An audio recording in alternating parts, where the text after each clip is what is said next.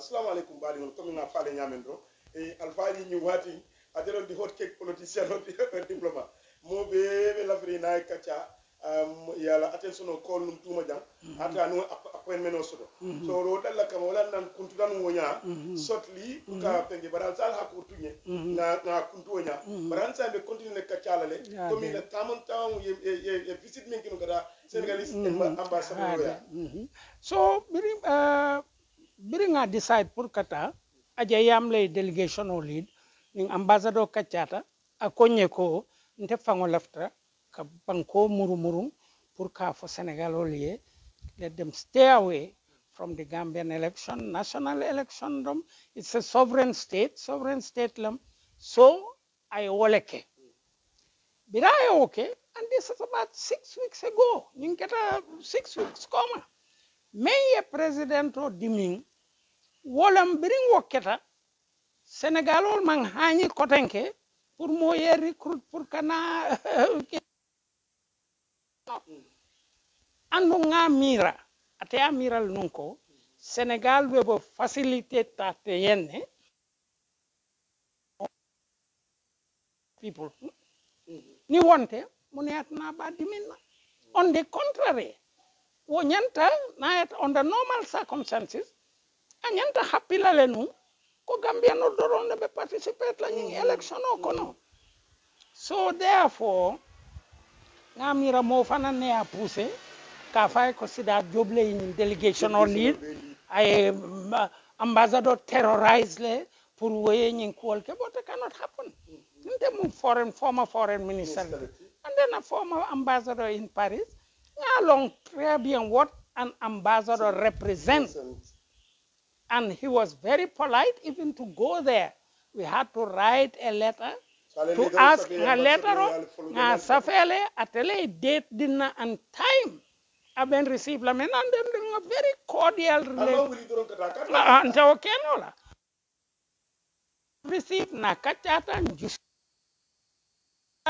jusulata because we showed him konyimu democratic country leti opposition has access to him. And the government has access to him. The government is waiting. Yeah, but it la foi ko sai ko opposition ki kanu of course masakunda la wara ambassadeur. But la le president na diamo kono ay nyita ndiko ate fango opposition banko dol la opposition ya atili katano pour inasi nyoje. Akay ko nindi nyoje no kadum ndeni min nyande ko dogo ko masakunda. Kana wo fo ay wo batam amala do ko long. Let me give you an example. Ouattara, Janabe Kela, president of Cote d'Ivoire. Many times, more than 4 trips. I will like Senegal, Burkina, Abdoulaye Wade Djoube. Opposition. Of course, not only like a song, even Makoi. And we can protocol all the diala no wakola ito leka jia. Bunya at presidential level. But there is an opposition. But Pagbo cannot go against it. Today, the British, the head of the Labour Party from Britain, now botaje purka France visit, wala ka Belgium visit, wala ka American visit, they will receive him with a lot of respect because he is a government in waiting. And opposition is not an ordinary thing. It's not something to despise. In fact, opposition amankeko inyanta le ye nyadungala. Banku dolto, for example, Britain and in France, oppositional. Each opposition has a team.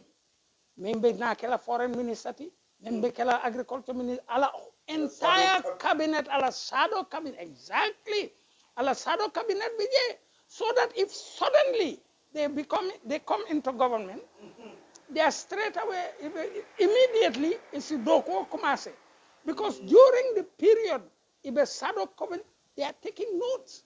They are looking at things that are going well.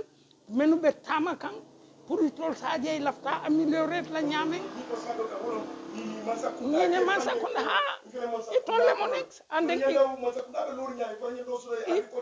so that immediately new bota get itol yesi and then they can go from there in order to see to it that government service ye continue. So wale atina ako kumayata bake and there is nothing wrong for na opposition oje. And told me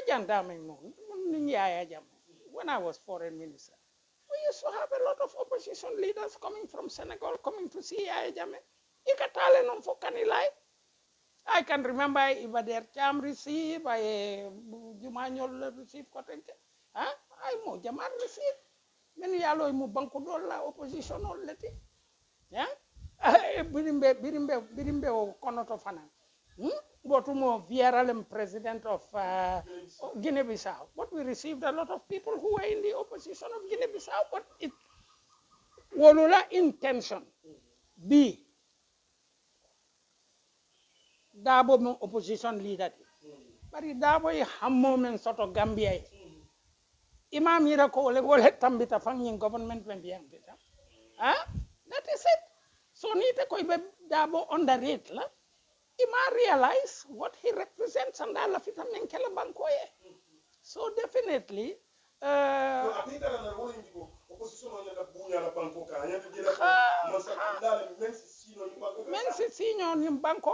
at the same time foreign diplomats will be nyalo akande mbesirin damembi it will be embassies itete bola kalama but they are assessing. Ibe television all follow la, ibe newspaper all follow la, ibe reporting kela. So at a fango, Macky Sall, cool be menka fenke ka memfo, atondi Dabo ka memfo, and the other oppositions, they have a record of it all to inform them. And to show them the the political platform in the Gambia. Kantonga biya jibe ni Dabo ye wini roke. Andun ning Senegal man contact soto. Yalon Dabo I have for it clearly. Not at Tata State House. He's going to be guarded only by Gambian soldiers and Gambian security officers. So we have to look nyanta in a diplomatic manner in which Mbafola Senegal will men be baro guard kan. Purko, thank you very much. Al-Sibada Baraka, there is no hard feelings. Al-Jai, and on sa fono fana menu be buyam. Ko saying, Allah yiri problem all, we will continue cooperating. But in the sonna, Zandarmol yetaran nambe dol kan. Mbamfangol la soldarol kalaje, it will better in the forefront. Tombi mbe nani wada lulu tala la mol kono. Menu si cooperate with them, but it tolle be interpretation of kala. It tolle be kala in charge. Kamuta nyofe, but it told take decision of tala against the Gambians. And kuklim bijeno ya ilana ya moy ko buyam biriye moto Jamal arrest je ye Samba Court Gambian Jojo ay decision ta ko bawo ni moto tiol ye la laisino jole ye la atondi ye la no ye laisino te ye ni fenko ye alaman men na ya jole e nyantela motol murundilel kane. So Gambian police oni ni moto tiol le tata je biri fotata gendarme ke wa aya je court decision ka foko ni mod la motol murundil gendarme ko ako nono ni manke decision bete Gambia jojo ye decision o ta ko ye mandi motol return ate me ya lon ko ordinary gendarme lam under even an ambassador ate ka decision sifata Walter Barrow got in touch with Senegal to say that what has happened, Dukare, Allah for Allah Gendarmerie, yenna court order respect. Walter in that respect. So in brief, to dwell on Yinkang. kono ya fay ko His Excellency Sida Diop bi mu politicien no pour ka toña foye most neutral nyawo nya in your daily life, even if you are not a member of a party, you are a politician. A politician is someone who studies how the state banko akatama nyame. And ni manke moti me ya fambula dron ye me ngomen decide nte bakela. The politician. Politician is a positive connotation soto, a negative connotation soto. Niko mu politician or to bank bawo man indifferent to what is happening in my country. And un lapta gibele however small it may be, ntefanana contribution for the positive development of my country, then they can call me a politician. You understand? I'm a university teacher, but everyone is a politician. Even the way that you run your house is politics. It's the art of the possible. Yeah.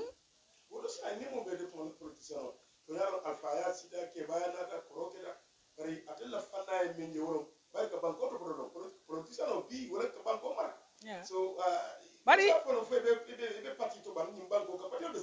no, me UDP, and I'm very proud of being in the UDP. I'm very proud of being in the UDP, and in any way that I can help, either through advice or through giving ideas the mayalong governments are used now for development. Boko mbenyi mem fokang all these days, ko Malian government natale nunjang, pour ko nge makoy, pour ngan na poto expand, so that ila marchandisol isi Gino Gambia, then ni samba fokungel isi treno join yeta Bamako. Wo abe many days and many weeks le bondila the transportation of goods to Mali. Canton the Gambia River is the most navigable river in West Africa. And ocean going liners ikatale num fo kuntawuru kulum babal and lady right nim fuladu ikatale num fo basse oletna wafol bedula beto bari sai nin la fita meaning dila to Gambia. All this territory of the Gambia, 2 million inhabitants. Mbebune kekan, man industry soto, man kunyan soto. We have to do nyanta kol bele kela pour ka infrastructure create. Ka treno soto manyana malulala, manyana silala wara.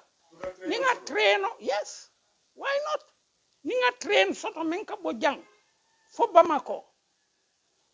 Directly, not even using the Senegalese line of Koungheul, but we will be able to agree. Nsi d'accord in Senegal na train route after signing agreements with Bamako. Anyanta tambila damen na Senegal kono. We will have a direct from the port of the Gambia, the goods will be taken directly to Bamako. And I am quite certain, kabo Bamako la, train connection obije pour kata Niamey. Train connection bije pour kata Ouagadougou. And beyond, ibajela Africa la railway system, ibebe interlink la for Mombasa in Kenya. Later on, muni atinantewa ambition o sotola. America jubebi, isibo from the east to the west, there is a train. Ibota sate o sate to, kata sate do to train o bije. Bari ninga mbulol fold. Nga foko hen tolte wonola nin so on ntenna banko develop la ay kany mimbe fodeng akomi ko be parti do UDP bi banko kam mon sa foko man sa yakata de tellel bari mu jama be tellel lo yalla ko UDP sini mirat si parso wala be wata ni no même warata nyinti fang wala yatina ntebe politician all there in 20 political parties definitely I am against. Nta fola mo ko ila party otuje yena UDP join. But in no good advice mu menti. Me ngome yalong ay londo soto. Ala fita ku kala nyem banko ye. I am the head of the party. Me have majority soto, and I am majority proof during the National Assembly election. At 31 people sort of political party all be about 5 or 6 people less sort of. Yeah, but those are president by the new president will be then you what wala na 31 so. No, bari bonia for alinga ngatonya for. Ngatonya for UDP and Dabo. Wala yin generate. Muniatin namang Amat Bata. Muniat namang ke collaboration between Amat Ba and Doi. Para CDA ta wala UDP and atondi kotenke Jamela party at Jamela party anim think no ya je dunia ka honest a better ni baro ye wini roke tukare alinga modest aninga tonya soto pour ka foko Dabo la UDP le atina win roke andu woman nukum kanto ate fango asembeta nung Dabo la fonye mo disgruntled ringol men ba dundinga kongo kono Dabo felentin sanji jama mankeno president fele ala ya ditela so saimbawa ya dila kana bojede yesteje wala steam di barola pura na 5 years and then afterwards a balanced constitutional adapt la kanta la fita 15 years lela bari mo be yalon ko Dabo la majority lam and to show you ko wolemu a very easy example only about 8 people wole patio bula and in fact jama be kono ila fita hangla in 2 camps ibe baroma ko kan bari be UDP fo binin UDP ye bay bari na ya taranu baro le ya tinna anin coalition o le ya tinna wo député ol bije out of 31 only 8 has gone. They should have all gone with Barrow if Barrow was the motivator. But then there are the majority of the UDP still there, and they're directly under the UDP. And Yalom Barrow, I along call betama kanyame. Barrow ya lon ni abedame B. Pillars me yala man sakunda muta. They are from specialists who are UDP adherents. I along. President of the National Assembly is UDP. Everybody knows him. Amauma. Yeta government kono. Most of the permanent secretaries, whether he likes it or not, they are UDP. Or UDP oriented. But they are doing their job for the government. So you all... Yeah.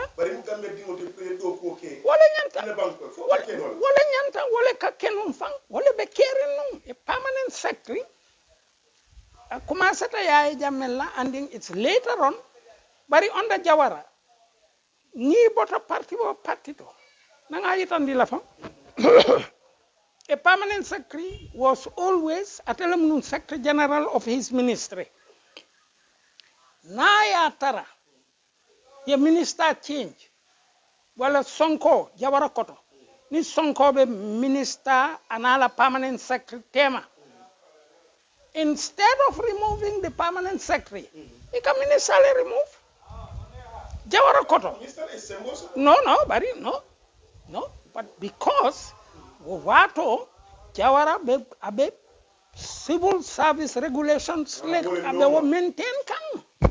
The permanent secretary is there for the continuity of the ministry. Why you can take a ministry of works, you bring him to the ministry of trade and the other way around. Wokata sinya fula. Wo saba Jawara koto. Minister kata permanent secretary stay. Bari what atina permanent secretary aya fokonte sembo sato minister. No. Bari wo kola permanent secretary man nyanna da dunna mu politics so aka commencé fenkele la Yaya Jammeh que permanent secretary ika forcé ay party support wala in delicate situation or create then bring wa commencé ta then the second step is to be able to sack the permanent secretary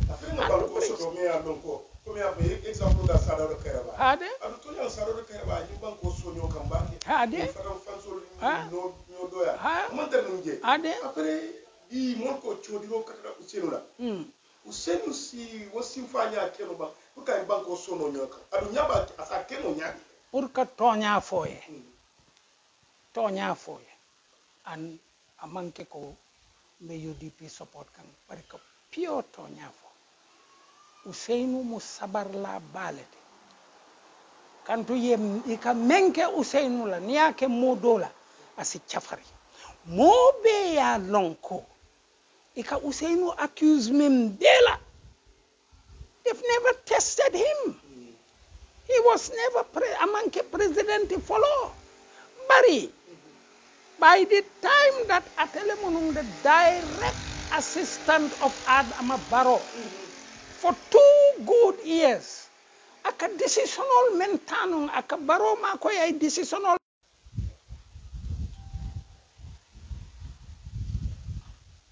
okay kamara ba ila benkori bari ko Hussein Dabo kabria ke vice president no kabria be foreign minister yala hade wala yatina ay gamben bankol sonyo ka hade ali ko kendina hade mo sabo ko president o me ya tombo bari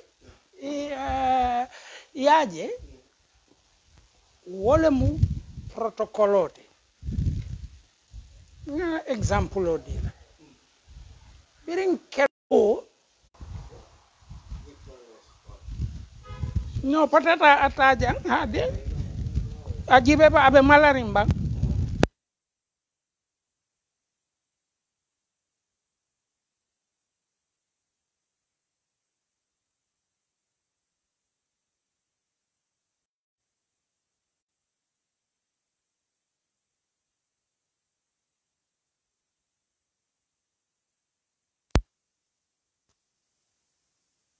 so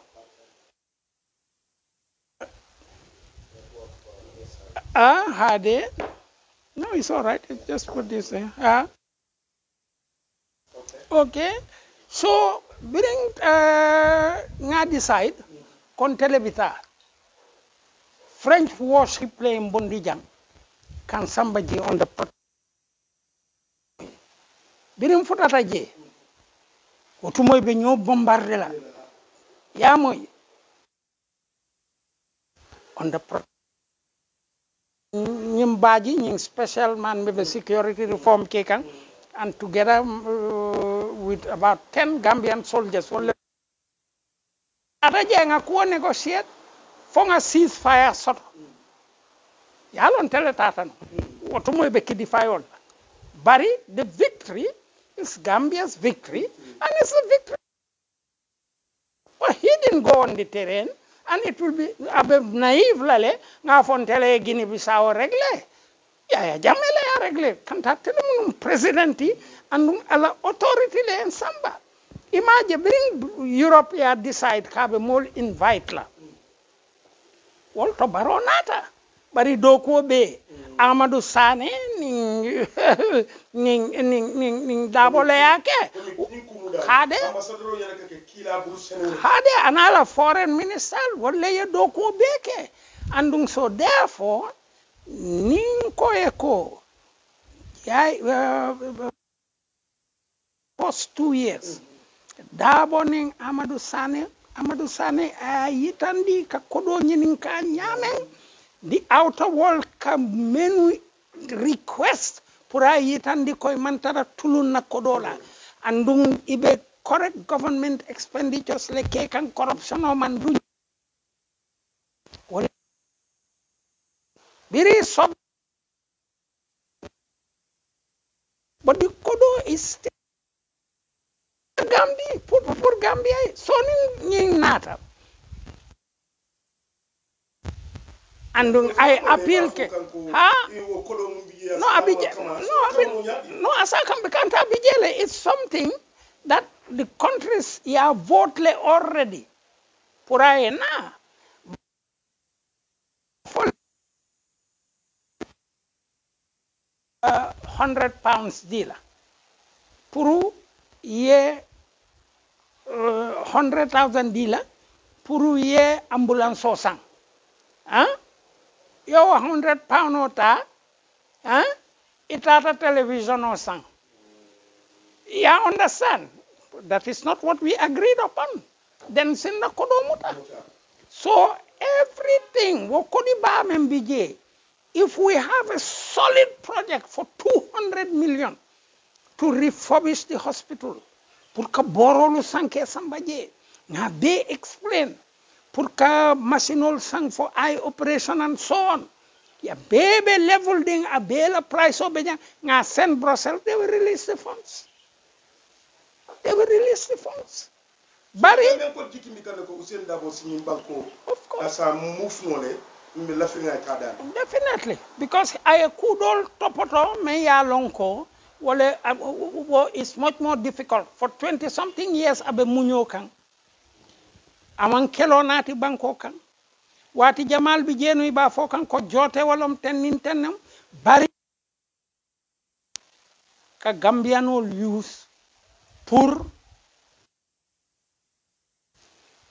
up to the extent biriya muta foy ba soron kan anena ma fo gambianol aljimbe do kan pour kan support because a responsible ta a man lafinu kanto biriya arrest doron nal ya remember very well Amad Ba OJ anin fenke fanga tondi Khalifa Sall itol beba mira kanu koy lafita manifestation ola kala par labang nga mira biriya moy ko ha ya jame paretale pour que mutade imanna fenti yenna ko moy bari saye ko dabo iba tonye kan da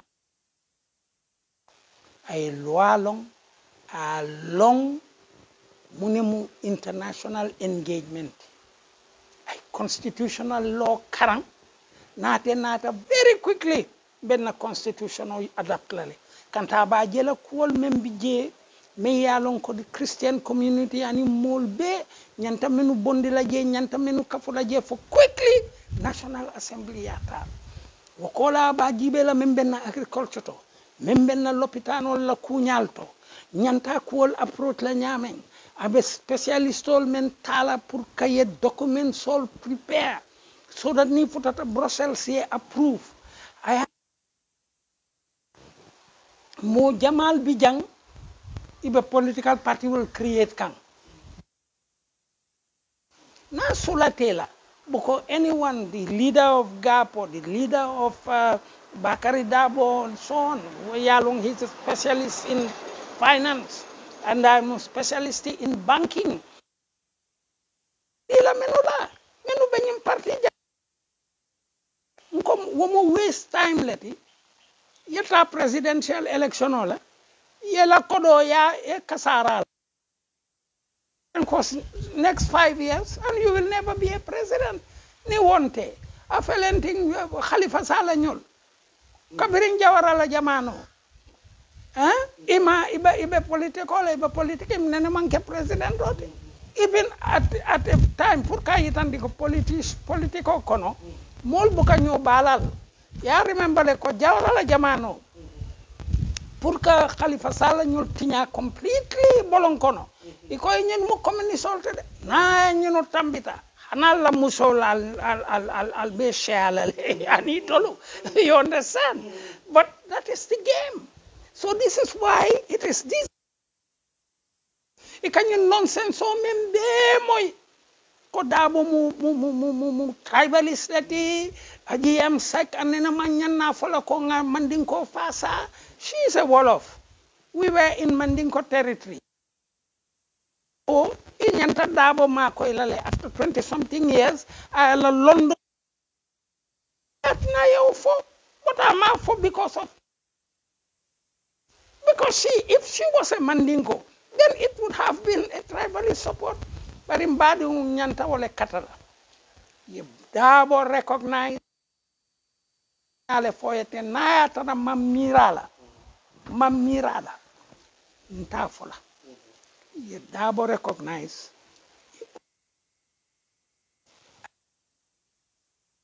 Na sita Odulato.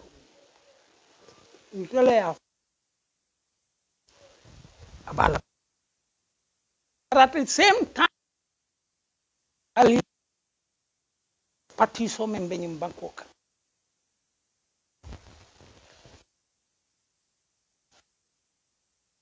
Create. Dealer or in England or in France, we have a national road making company. Me yala be banko be la be do na la pongol be dadala. Pani kolongol sinna. Agricultural experts to Senate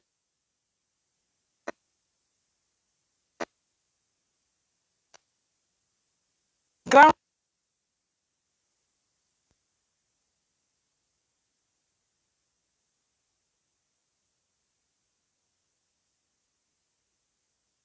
kakabe mo 32 agriculture na sobe balia 32 scholarship on Belus. We did not take it. Hanim bi ku Jamal Lebijang scholarship Jamal Lebijang Londi Sile Jamal Lebijang Bari ibe sirinje because imang mol ima fo mol ye apply bokola ima fo mol ye ni man la fi mo accuse la bari ñene mol dile. So therefore alimbe dua so that we at least give an opportunity to somebody pour ay banco rule, ay justice ke, ay expertise so beta, so that banco ye yele pour development ye. Thank you. Mosa fa kebaya. Juma, no yalang nak wo kebaya kunya wolum first thing ti al nyanta balan na menna. Nte somanda ni koma janjube kana exercise sol kewa na exercise sol baby je nim bota je kasi janne nin sita jang buñ bugba ni mu on South African history lati tibuk ya moy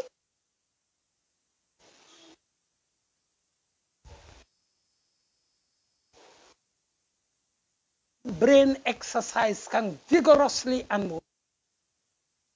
you be reading na all the time you be calculation okay kan ya moy ila brain abuka koto ila brain is always alert, it's always every time iko ifango ya kobi every 100 pages read la.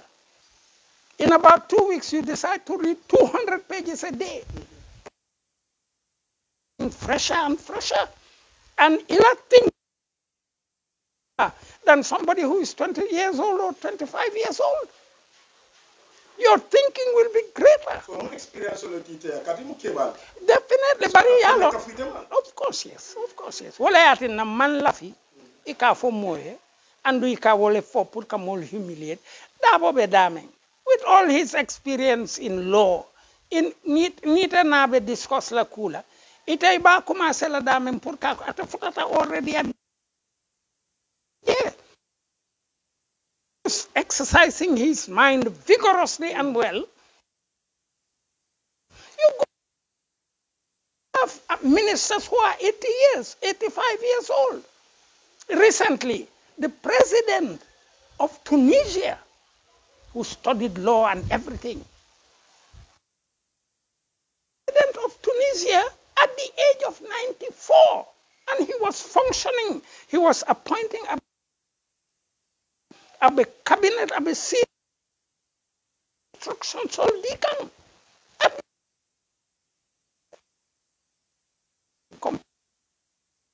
tata 70 wala 60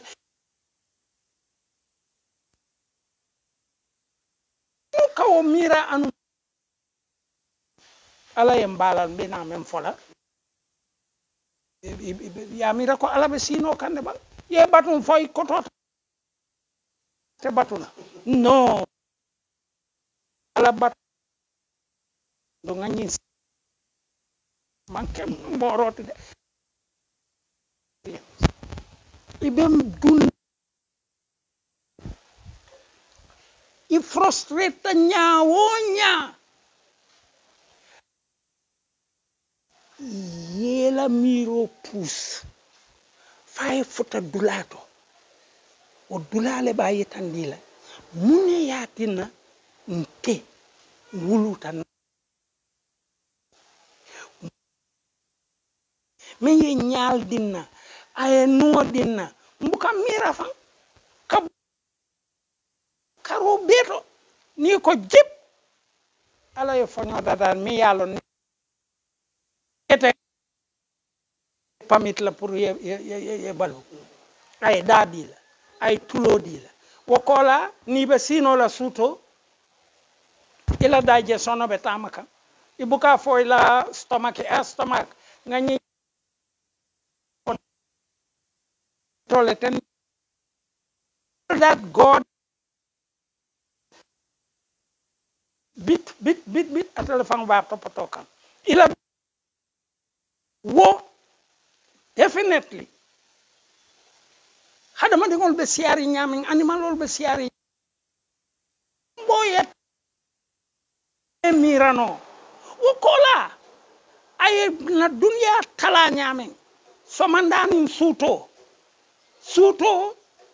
bolle mun na fonyoru watote wala mu dol la dan watote kilibulo wala mun na do kudulati convinced wala be caring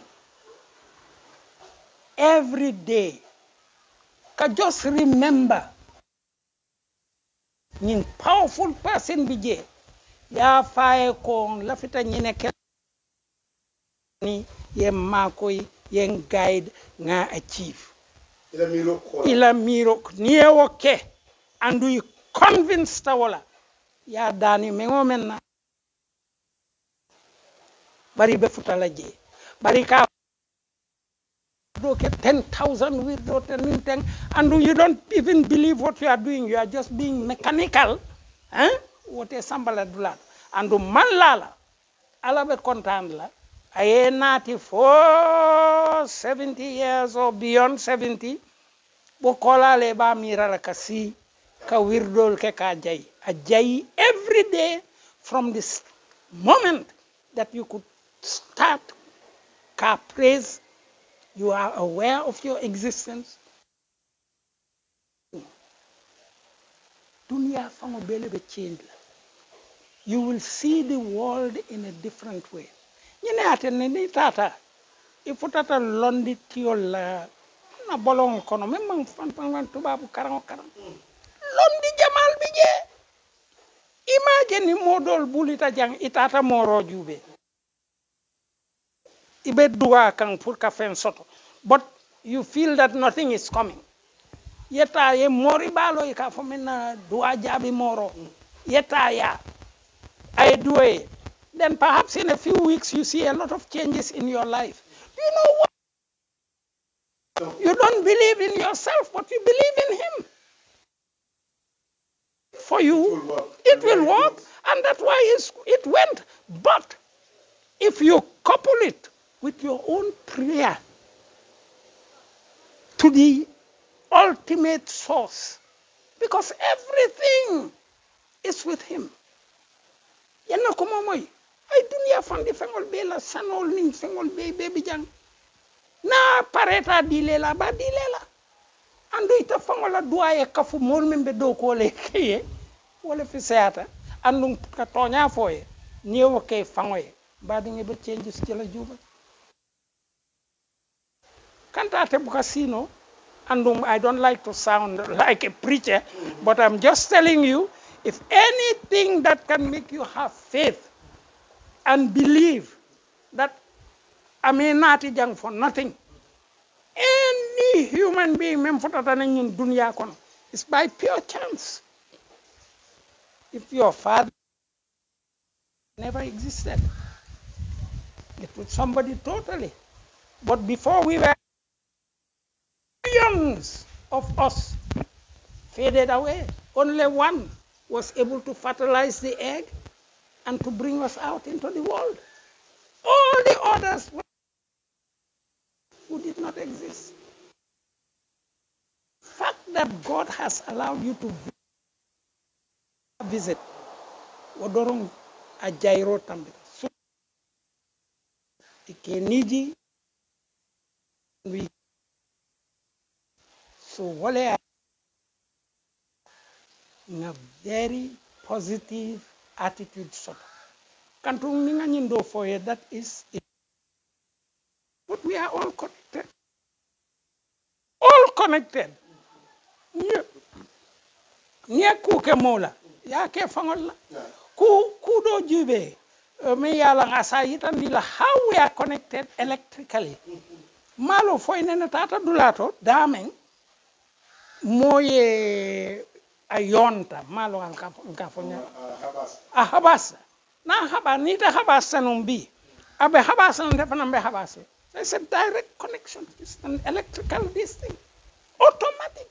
Nita tata dulato killing habasa ka habasa.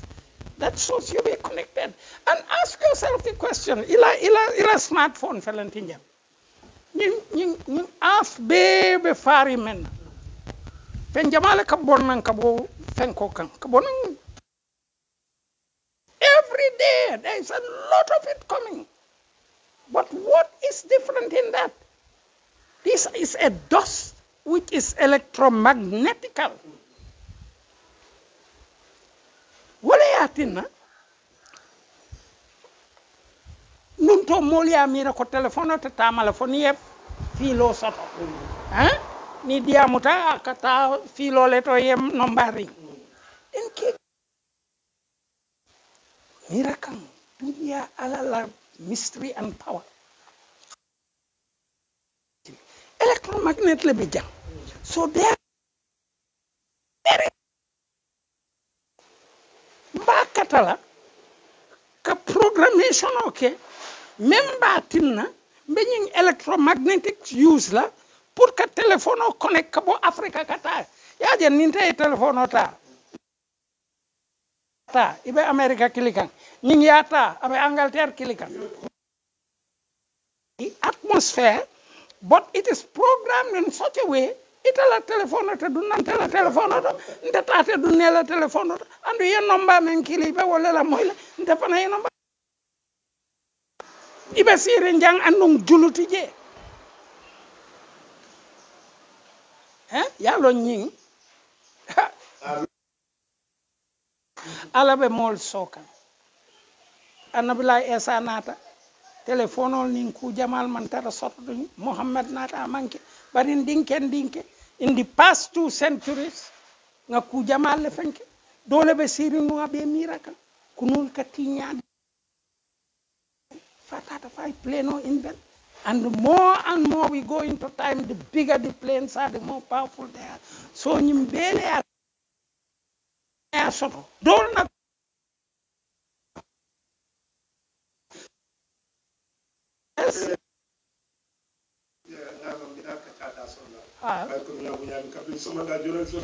no ade abitakan dulal abi yo fida ani be kacha so ni fana mi masa kunda do ko ko ne asana position leader to ka o simfanya ka kam gadire atara tankata rasesetan gadire bana ta tanye bana musolo anol fana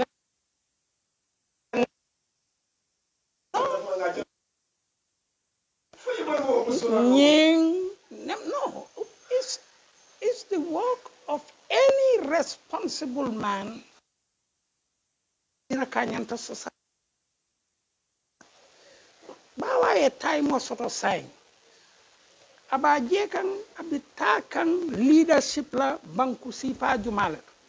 Yala atata tanka tanka conditional JB je nyame to mbi ay report all soto on the condition there atata tanje aje musol bi je nyame foye ice block all soto le bang foye using bet all soto le bang fishing be nyadi the more he goes around the more he knows the real condition on the ground Minneatina unfortunately advise the wato mi yalon barobu kalafi kata even national assembly good for him nata non baro anytime ya kilinu national assembly tata je he will affirm his authority as the executive head of the country no what Dabo is doing is very great and nining advantage ta ganning election all as a lopitan all jube as a fengol be jube so koma ala desko koma ayaje ay menuje and how to improve them and what to be done and muni ojentamunde very very positive what leadership and I'm glad that you observe but I thought and why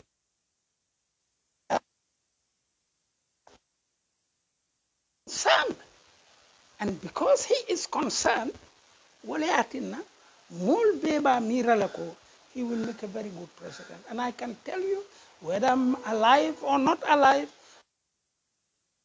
that Ousseynou will give Gambia the best rule for the next 5 years and I think contrary to coming there for member negative ring a be surprised them very much and nga dua ko woyeke in the interest of the country so that nkana nyina fenkilina we are 2 million inhabitants many people admire the Gambia foreigners jube be siari nyame in all the technical building of houses metal work Senegal all be farin jetep Nigeria no farin be motor parts ni fenko mo jamal bobe bota wolem banko la pisti ni si wo maintain no yowol fanan karandi al nata banko le todo al bijang bari na al sina fulo dada andum bo nyongo counter ko Dabo be wo keno lale andum ay patient so soto pour kake ay munyo fanan no kantun dol bi la koto you will lose your head ade so His Excellency Ambassador kan suñu wato la na lu ne ko nga ñama nga ke barbara di ba ade na lu ko ilañu kuma kan abe mo dama falina miro to la banko ka de kadire banko ka nyaani ka kumol karfa mo ma wala ñu wala be duwala fo be memba indika sinda bla man seya ay tan jam mi na man seya do ko dila ko ay tara sino tendo ko do tonya ni ala sonta o be kelale andung kukilin jube ntekeno la nyola banku ndinnam nga kata nka fole wati alina ten to take the first step to do it yaje birim batata yaye jamela koto biringa decide kombe alliance o kela we will be united nga foko mba kela ala ba ka ba ka temelo ka ka ba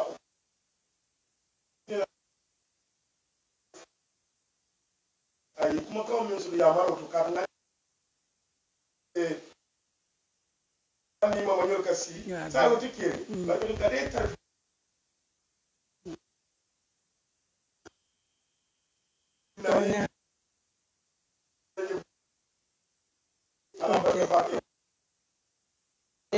Tonya